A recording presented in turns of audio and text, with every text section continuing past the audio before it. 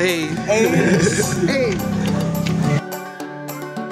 Hello guys! Welcome to our for today's vlog. So, nandito na tayo ngayon sa may Pesqueria de Chaong kung saan tayo ay magre-retreat at mag-team building kasama ang magiging to fitness enthusiast or walang iba kundi ang GFP group. So, sa kapityan naman po, ito po ang itsura ng resort and at the same time, napakalaki na accommodation at the same time, napaka-convenient and affordable para sa lahat ng mga nakatira sa Ginto, Bulacan.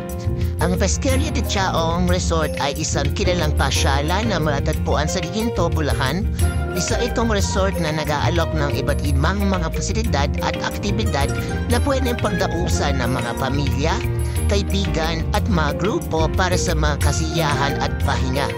Ang resort ay may mga swimming pool, mga cottage na pwedeng rentahan at iba pang mga amenities para sa mga bisita na nais mag-relax o mag-banding.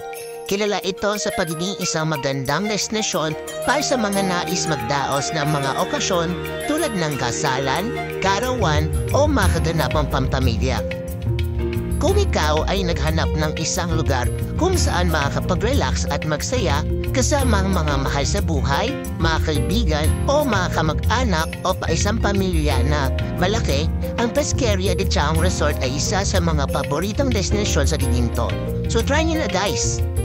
So kasama natin ngayon ang GFP team para pagtapusan ng mga activities katulad ng Pipeline Challenge, Amazing Runner or Amazing Race, ang Fill Me Up with Water Bucket Challenge, and syempre ang walang iba kundi ang PVC Bike kung saan kailangan mo refillan ng tubig upang ilabas ang bola.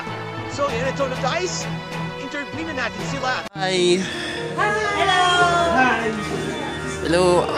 Anong masasabi niyo po sa ating vlog for today's video dito sa Pesqueria de Chaong? Masaya! Masaya!